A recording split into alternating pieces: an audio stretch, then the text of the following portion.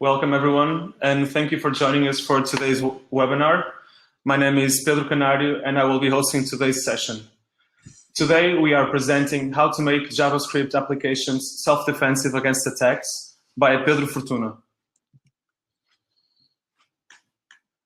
Before we get started, and if you have any questions during the presentation, please type them into the question box in your control panel.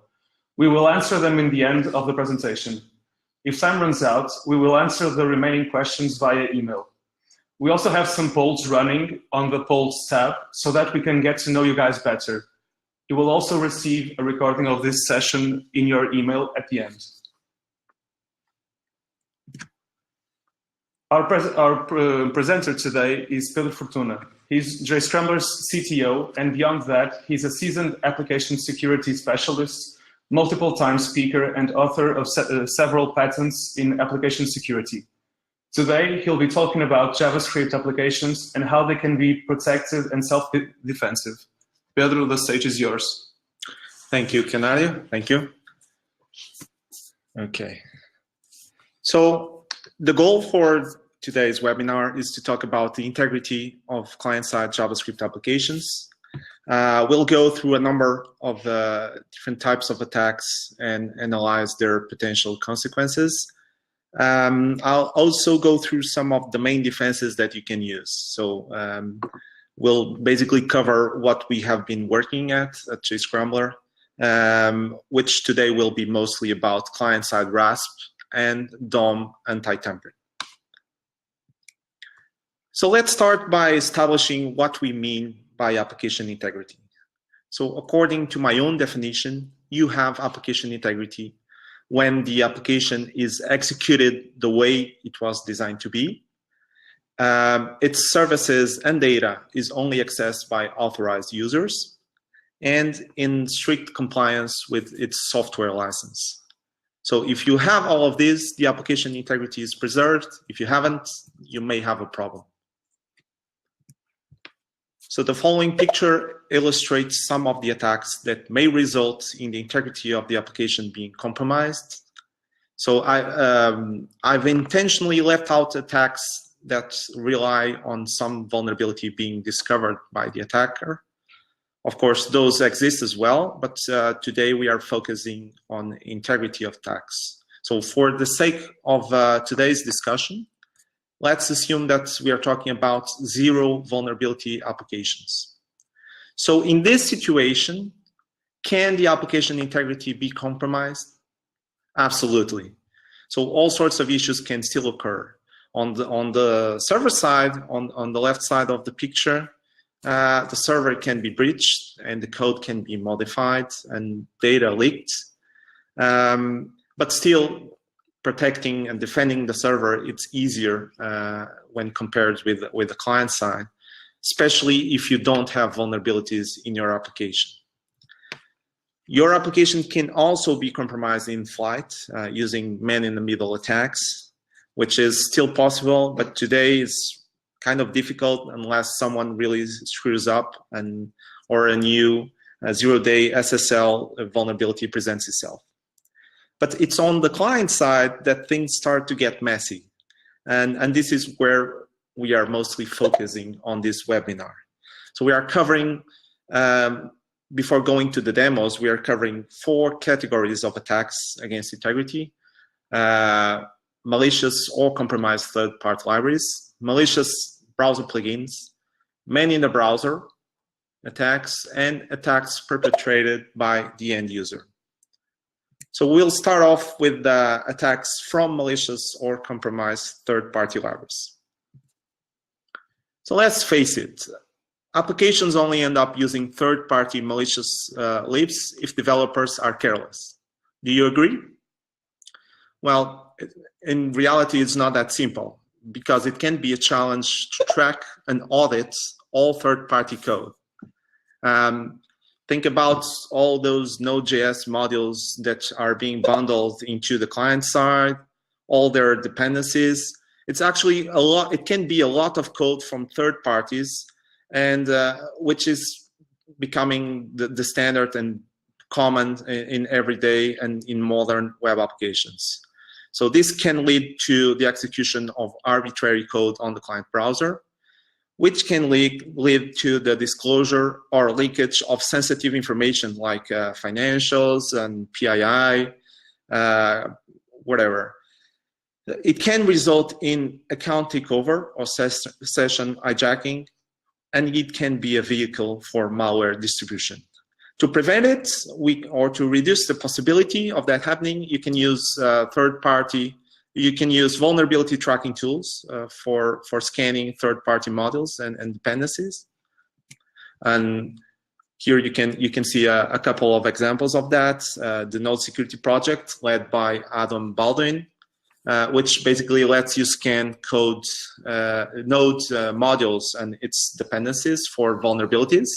And Retard.js, which is a dependencies checker also, and does more or less the same than NSP. So the reality is that even when you are using these tools, it's still quite possible to let one through because they don't catch 0 days. Applications will often use third-party code loaded from CDNs as well for performance reasons mostly. And by doing so, applications are giving the third parties powers to basically inject arbitrary code on the browser. So what could possibly go wrong with it? Well, a lot can. In late 2014, jQuery CDN was hacked, and for a short period was planting a rig exploit kit in vulnerable visitors of the websites loading jQuery from its CDN. And this vehicle, this attack vector, it's too good for attackers. So it's even better of delivering malware. So I believe that we'll be seeing more of this type of attacks in the future. So to prevent this, you could use W3C, not quite yet standard, the server source integrity. With it, you basically can add attributes with the hashes of the files you are loading. And in the case of the browser detecting any modification to those files, it will basically not load them. So you can see an example in this slide, which is loading jQuery with the hash. So many CDNs already give you a pre-generated script tag. But in my opinion, it kind of defeats the purpose, because if they are hacked, if the CDN is compromised, the attacker can change both the JavaScript file and the hash. So I really recommend that if you use server source integrity, you should always calculate the hash yourself. So not all browsers support server source integrity right now. Hopefully they will soon, but it may take some years until all users are protected with this standard. Another thing that can help is the use of JavaScript sandboxing. There are all sorts of different types of sandboxing, from build time, rewriting of the code, to runtime enforcing of policies. And when they are used right, they can be effective, and they could potentially have stopped the jQuery attack. But overall, they are not very efficient against runtime injection attacks or poisoning attacks. Some are good if the injection or issue is already present in the code prior to the sandboxing doing its job, and others depend on executing first in the web page to make sure they can secure the execution environment. And sometimes you cannot assure that. Finally, you have content security policy, which you can see as a form of sandboxing as well. You set some policies through HTTP headers or using meta tags. You can, with CSP, you can whitelist domains. You can disable unsafe inline JavaScript. And in general, this is best than purely JavaScript-based sandboxes, as it is guaranteed that the browser will read it first and will enforce it. It has report mode, which you can use just to see if you are hitting, if what's hitting you, without incurring into the risk of blocking any necessary dependency of your website. But it also presents some limitations. CSP, some versions of CSP are vulnerable to what we call open redirect attacks, where basically attackers will find in allowed domains open redirects that can use leverage to force the loading of scripts in non-allowed domains. So CSP wouldn't help in the jQuery incident. It's a great standard, but its worst weakness is probably requiring a lot of maintenance. You cannot just deploy it once and forget about it. Entering the second category, malicious browser extensions. So these are one of the nastiest threats to the web applications right now. They can tamper with your DOM and with the JavaScript in it. They can grab sensitive information like user credentials and exfiltrate them. They can remove headers. So they can, for instance, they can disable CSP altogether. They can catch your Facebook access code and post for you and trick your friends into doing something they are not aware of.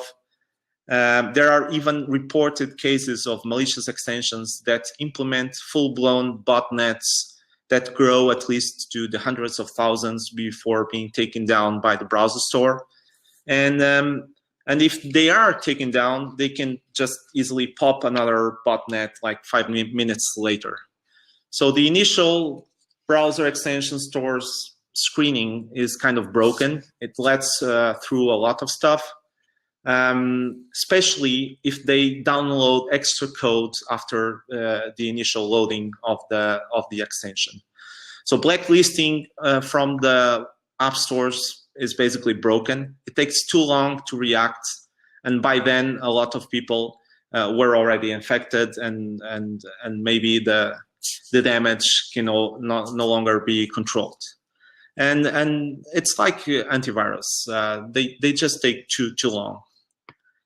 The other solutions I mentioned cannot be used to fix this. It's basically up to the user to be conscious and avoid installing fishy extensions and be careful with clickbait. But of course, anything that relies on the end user doing the right thing, it's basically bound to fail. So the third category is man-in-the-browser attacks. So this type of attacks, they basically start by a device being infected with a Trojan, usually by some sort of phishing campaigns.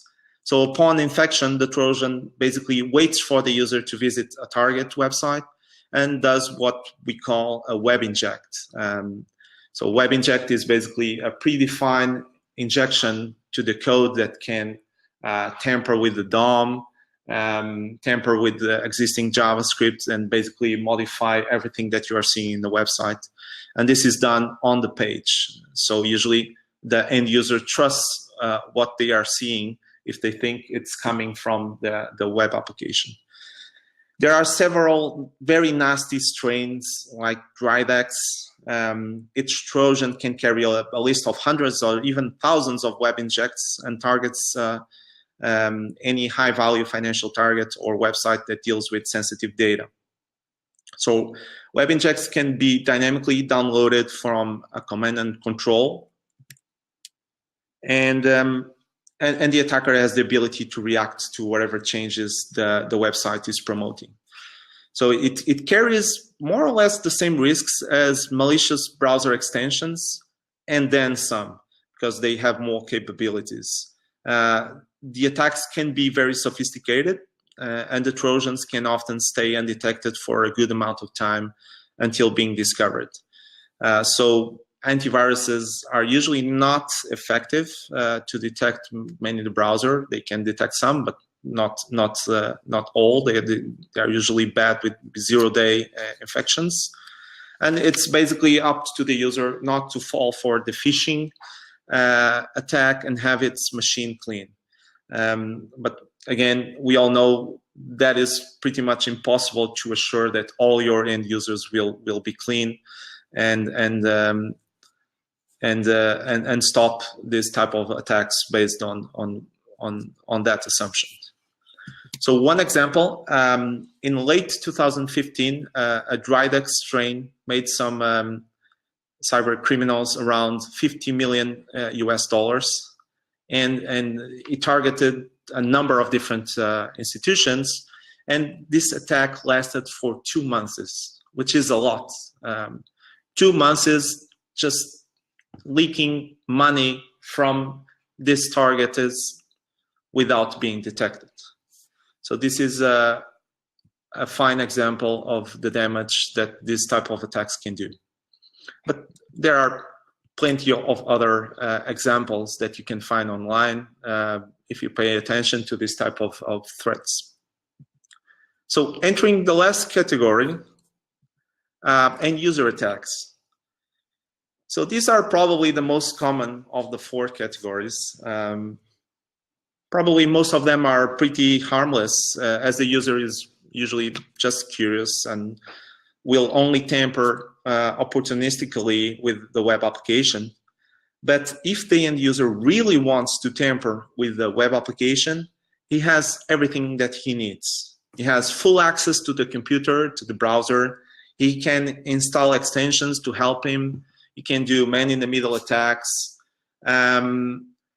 And if they are really technical, they can even roll out their own modified browser to help his reverse engineering and tampering efforts.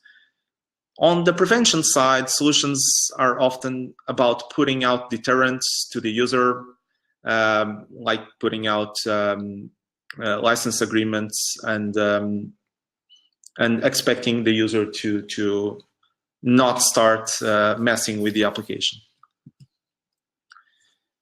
So after going all through these attack categories, what can we take away? Probably that we are relying too much on third parties to avoid or mitigate attacks. So to use vulnerability tracking, we need those vulnerability tracking tools to do a very good job. We need those third parties not to serve us malicious JavaScript. And today that's asking too much.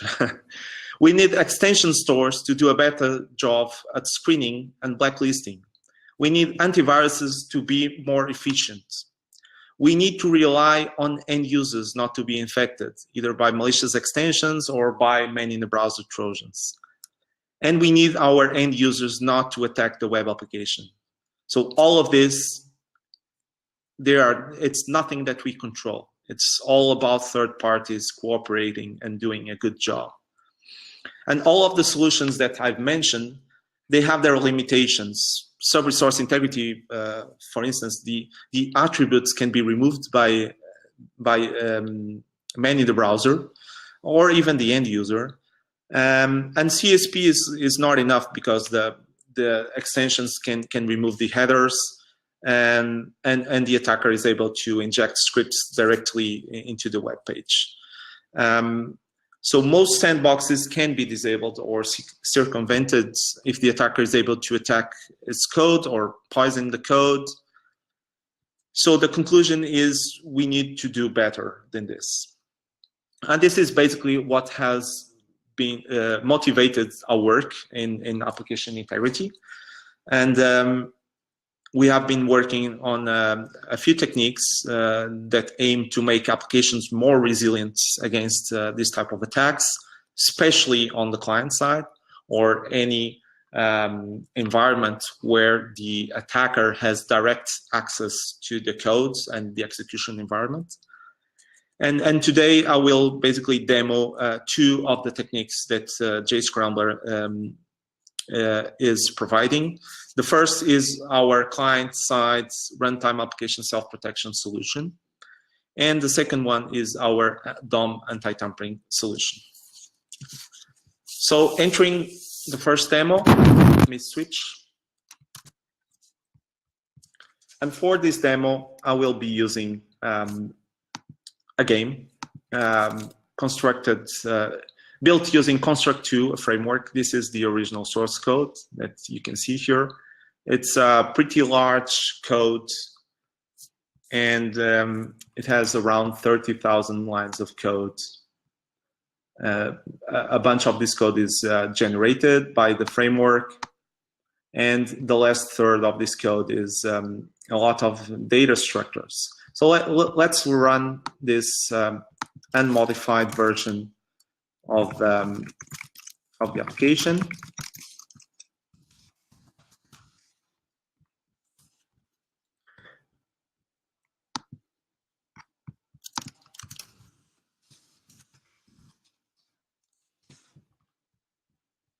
Here you go. So basically, this is a space shooter game. Initially, you have 3 rockets, and there's a button to buy extra rockets. So whenever I click the buy rockets, I will get a new rocket. But then again, my credit card will be charged. So as an attacker, my goal here could be to find out a way to just increase the number of rockets without being charged. And as the code is pretty much all client-side,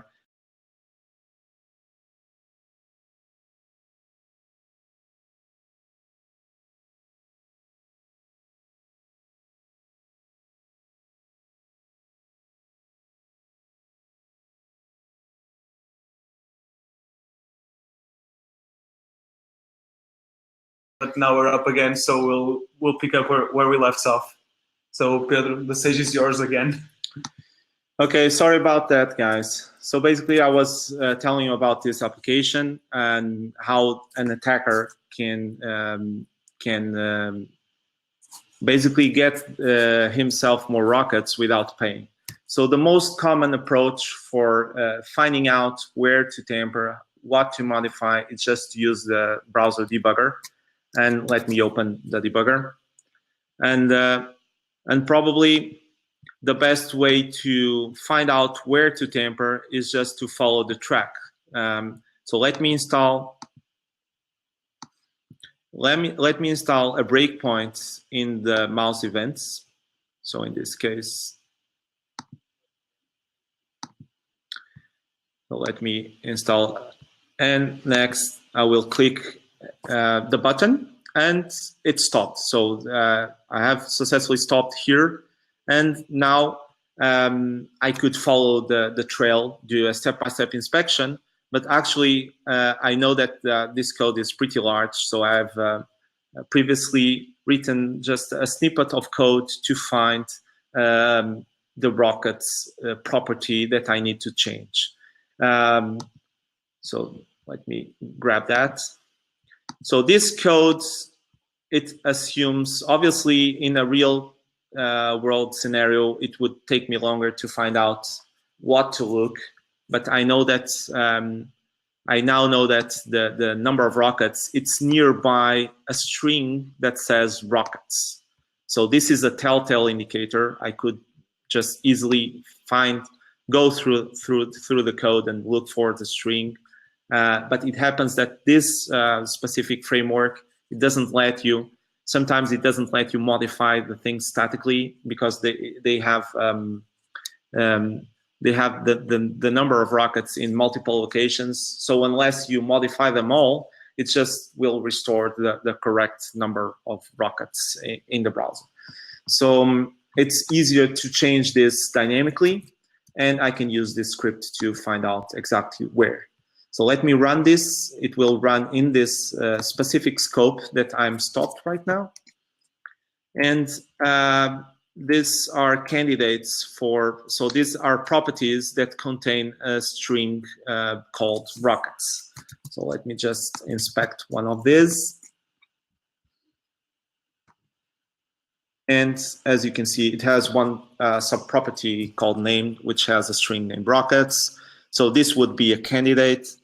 Of course, I already, to save time, I already know that this is the place where I need to change. But for any other person, it would be a matter of a few minutes until he would find the place to change the data, the correct property. So here I can change this to, so right now I have 3 rockets. Let me change this to 20 and just close the debugger. And as you can see, I was able to successfully bump up the number of rockets. Okay, so how can we prevent? So it's so easy to do this basically, and probably the next step for the attacker would be to write a script that automates this. Maybe they can write an extension or a tamper monkey script, or get some way to just distribute this hack, and basically by scaling the attack, this would make it harder for the application developer to earn his money through the in-app purchases. So in order to make it harder for someone to do that, we can use self-defending protections. And that's what I will be demoing next. Okay. So I already have the code set up.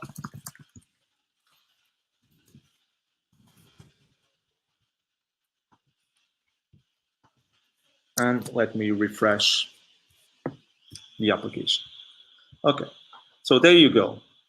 So let me open the debugger. And as soon as I do that, I get stopped.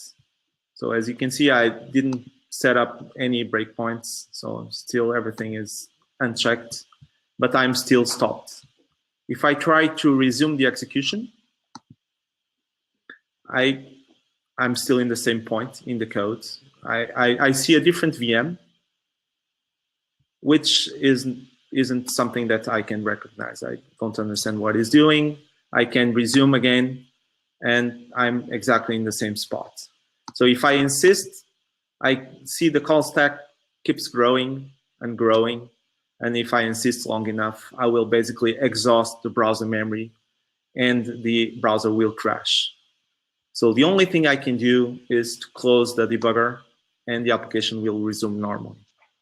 So this is basically what you're seeing is an anti-debugging technique that we have installed in the code, and basically makes it much more difficult for someone to do what I've done before, which is to locate the part in the code that I need to change and change it. So let me show you the code. So this is the best and #1 choice for anyone trying to tamper with the application. The second best thing that they can do is just to download the code and to try to tamper with it statically prior to execution. So I don't have to download the code because I'm running this from my local machine. And this is the code that is currently running. So as you can see, it's pretty much different from the original source code. And most of this isn't even recognizable JavaScript. It's just a bunch of letters. But if we look closer, we can see that this is actually a string. All right, so we see everything is inside a string statement inside an escape. So any skilled attacker would realize that probably we are using encoding or using some sort of encryption here. This part here is recognizable JavaScript. But based on this lead, the attacker would understand that if we are running encoded code or encrypted code, at a certain point, the application needs to decode it or decrypt it. So in JavaScript, you can parse new code and execute it using an eval statement. So next, the attacker would look for an eval statement. And we can find one here, for instance. Here you go. And the assumption would be whatever is being fed to the eval should be the already decoded or decrypted code. So a simple attack could be just to replace the eval by a console log. Obviously, by removing the eval, the decoded code won't be executed and the application will break. but it doesn't matter because the attacker's goal is just to dump the decoded code to the console, and then perhaps he can move forward with trying to modify the underlying code and not what you are seeing here. So let me save this file and just reload it and see what happens.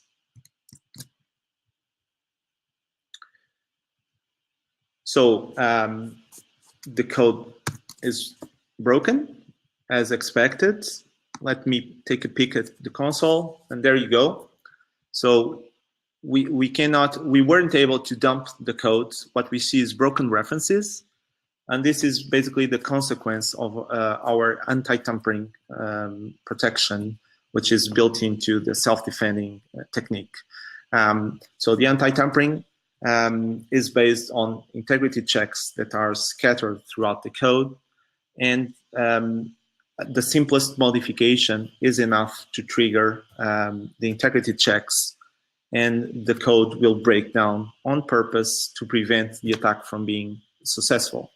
And what's worse is that the anti-debugging protection is still pestering me. So if I try to understand how the anti-tampering works, I'm still prevented to do that. So this is obviously any technique on the client side can be defeated, but it raises the bar tremendously, makes it very hard for someone to understand how to successfully modify the application. And of course, the application is dynamic, and developers keep releasing new versions of the code, and new versions of the code can be protected with these techniques, which combined with the polymorphism in the code can result in very different looking codes with different names and variables and functions, which is kind of a new barrier to automating attacks against the code. In this webinar, we are not talking about polymorphism. Maybe we'll cover that in a future webinar, but this is just some food for thought for you to think about. All right, so so basically we tried to dynamically inspecting the codes, and we couldn't. We tried to modify it statically, and we couldn't. What else can we do? There's a very simple attack, which is poisoning. In this case, we can modify the eval itself, not this code, because we know it has anti-tampering protection. So maybe we can poison the eval and make it dump the code. And by doing that, we wouldn't be tampering with this code. So we have written a tool just for that. It's called Poison.js that you can find online. It comes with a few examples of different obfuscations that you can find. The first example is actually very funny because it's non-alphanumeric JavaScript obfuscation. It's pretty funny, but it's very weak. It has almost zero resilience because it's very easy to defeat using eval poisoning attack. So what this tool does, it modifies the eval function, and it just dumps whatever goes through the eval. Let's do it. So I click the obfuscate, and I see it's an alert one. And there you go. So we could very easily grab that. A different example, a little bit different. Let's click the obfuscate. Again, the approach is the same. It's an alert one as well. But in this case, the guy designing the protection, he basically used nested evals, and only in the 10th iteration, it actually has the final form of the code and does and evals that. So the alert one only happens in the 10th iteration. So basically, the guy designing the protection thought that he would that the protection would be more resilient if he used nested evals. But in reality, it's just as easy to defeat this protection as the previous one, because the attack approach is to this protection is the same. And this is something important. You shouldn't ever judge the resilience of a protection based on how the code looks, because it can be very deceiving. So you really have to test it prior to getting some conclusions about its actual resilience. So now let's try to use this tool against our own sample. So as you can see, I restored the val there. So let me just copy this and paste it here.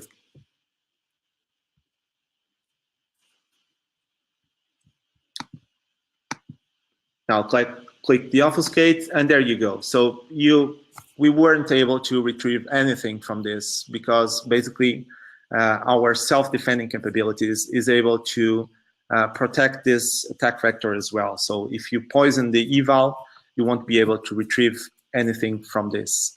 So in conclusion, it's very important for the protection to think about all of these attack vectors and be resilient against those type of attacks.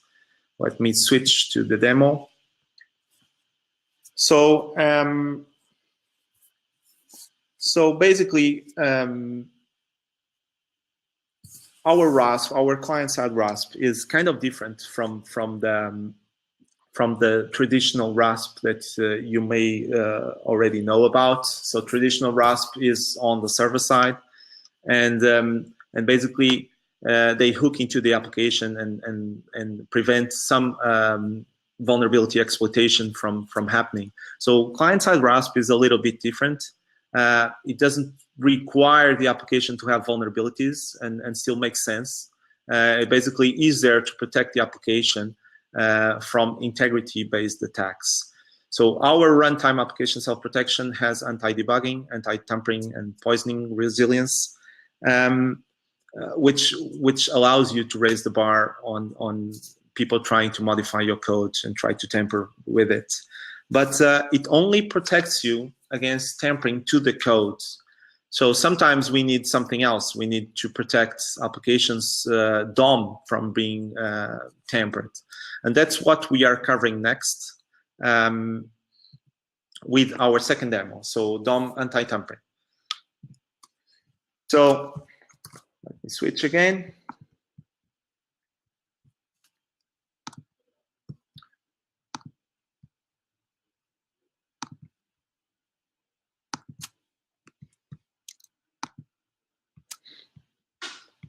Okay, let me switch, start a different application. Right.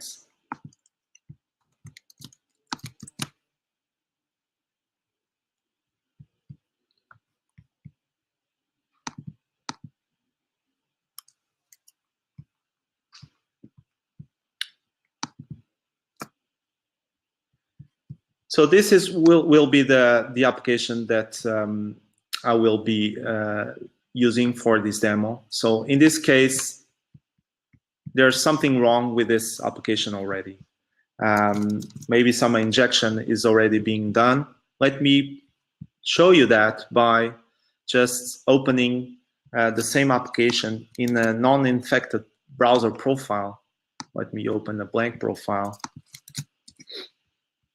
and show you that. So maybe you can see side by side and see the differences by yourself. So as you can see, this left version of the website has a banner, and the right side version of the application doesn't have a banner. So this banner is probably being infected already, but the solution that I will demo to you is not enabled yet. So right now, this is something that could happen to anyone. Let me just close this one. Let me reload this. So this could happen potentially to anyone, because the browser is, in this case, the browser profile is compromised and this banner is being injected. And if we click one of these links, basically, we may get into trouble. So if you look below so I'm hovering on top of the button, and as you can see, it will open play.google.com. So it's the wrong domain, obviously, but the end user can very easily be tricked by this, and maybe he will land on a copy of Google Play, and maybe he will download a fake version of a mobile application from this bank, and later on he can get into trouble, because then he will have both his web and mobile devices compromised. So how can we fix this? So let me just enable the solution.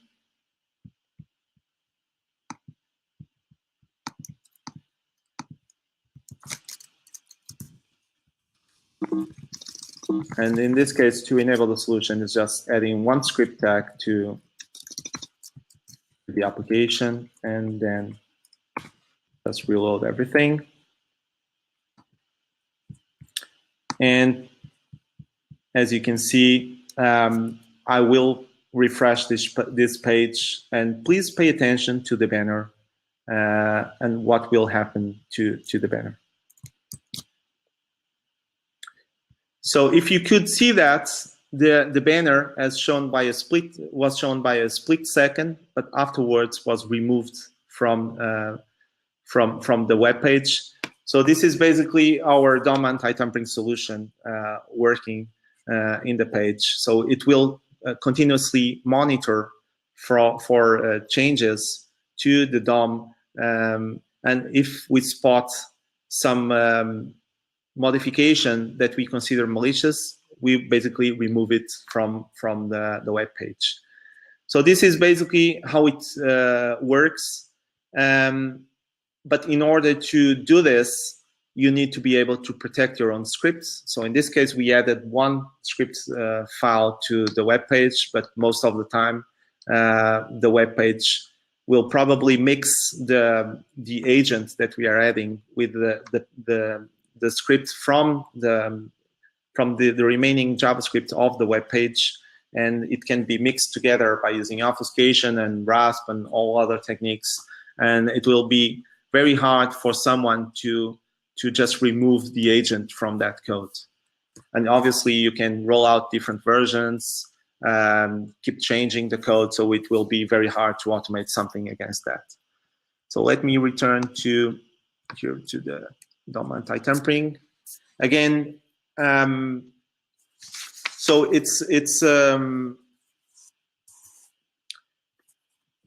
so again, the most impacting attacks are the ones that can be automated. And with the self-defending and with the DOM anti-tampering, we keep changing everything.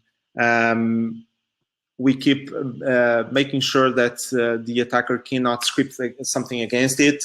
And that is also true for the DOM. DOM tamper removal, it's done using code. It's a powerful way to mitigate many in the browser attacks or malicious extensions. And tamper detection can be used to trigger other defense mechanisms. So what we are seeing in the DOM, we can easily trigger like other JavaScript from being pulled from your servers and be executed to look for other types of things, to serve captchas, to warn your security operations center. The techniques that we use also are useful against zero-day attacks, so they can basically detect any type of modification. We can follow a blacklisting or whitelisting approach. But of course, all of this only makes sense if you are able to protect the integrity of the anti-tampering agent in the code. Otherwise, the attackers can easily, as they tamper with the DOM or with the code, they can also tamper with the agent code. And that's what we do, of course. So, so it's basically what we have for you today. We are open to your questions right now. Yes, if you have any questions, now is the time. But I'll start with this one by Michael, which is, I assume that is related to the first demo. which is, does this code work in a CSP context that doesn't permit eval? Right. So no, it won't work in that specific context. Obviously, this is just an example. There are other ways to do self-defending code. There are ways to do self-defending code that doesn't rely on eval. This is just one example.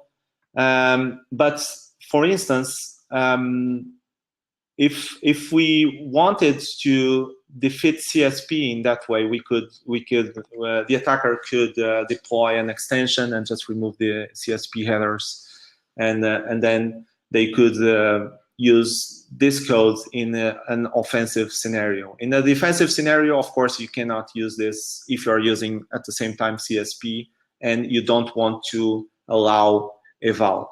Then you can move to other self-defending techniques that don't rely on eval. Well, is there any other question?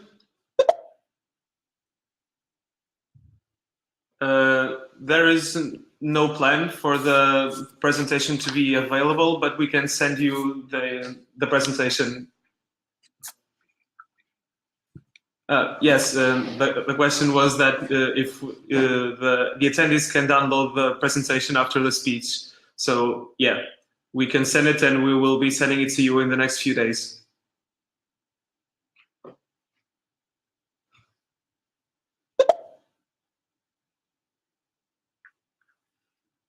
So any more questions? I can see someone is typing. Yes, hi, Arvi. Yes, Pedro, does the added protection impact performance? Good question. So yeah, so rewriting JavaScript always has the potential of affecting performance. So usually you need to find the best trade-off between protection and not impacting performance. That being said, you have lots of ways to control the performance, and you can get it down to very acceptable levels. So for the demo that we use today, in terms of frames per second, the perceived performance of before and after applying protection is more or less the same. In terms of file size, it's roughly 50% larger, which can be okay depending on what scenario you are talking about. But in JScramble, you can control the performance hit in several ways. First, you can select a larger or a smaller number of protections, of transformations, of code transformations for your whole project. Then you can do that per file. So in each file, you can, maybe you are not interested in protecting, let's say, jQuery or other open source license libraries. So all of that, if you remove the protection or if you use a lighter set of transformations in those files, it will reduce the overall impact in terms of file size and performance to your application. And lastly, you can use code annotations. Code annotations are special comments that you include in your code and with them you can tell JScrambler exactly how to behave. You can enable or disable transformations in a very granular fashion. So you can even enable or disable a transformation for just one line of code. And with that, you can use different approaches. You can use, for instance, a lighter set of transformations for your file, but then on a specific part that you want to be that you want it to be extra resilient, you can increase the number of transformations on that spot. Or you can do the otherwise. You can select a heavier set of transformations for your whole file. But on a performance critical part, you can tell JScrambler, hey, in this part specifically, I want you to use a lighter set of transformations. And overall, you can use these strategies just to find out what's the performance impact, which is specific to your own applications. There's no single number that I can give you. So in this case, the demo that I used today, you cannot notice any performance impact in terms of frames per second. And the file size is just 48, roughly 50% increase compared with the original source code. Well, thank you for the answer, Pedro. We have another question from Bill Walder, which asks, is it easy to integrate this in an existing development process? Yes, it's quite easy. If you use JScrambler Code Integrity, you already have lots of different plugins, probably that will fit right on your build process. We have an NPM API client, and you can use our web UI to just set the configuration. You download the JSON file, and you feed that file to our NPM client, and you shoot to the directory with your JavaScript assets, and you just tell us the output directory, and you can do this in one line using our CLI tool, and you can put this command in your CI. Let's say you have Jenkins, you can add one line to your build process, and it becomes automated. Well, thank you, Pedro. We have another question from Paul. He asks, can JScrambler protect inline.js? Yes, we can. Okay, thank you. So, is there any more questions? Yes, just answering Ali, who asked a question at the beginning. Yes, you can watch the video offline. You'll be receiving the recording in your email.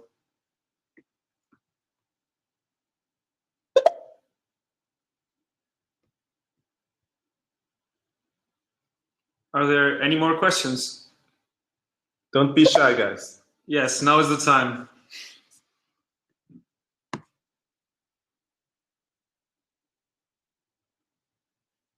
Well, I see someone typing.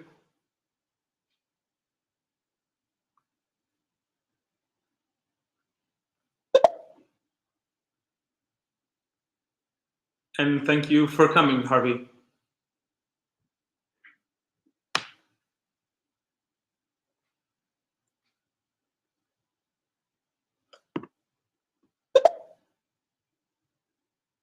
Thank you too.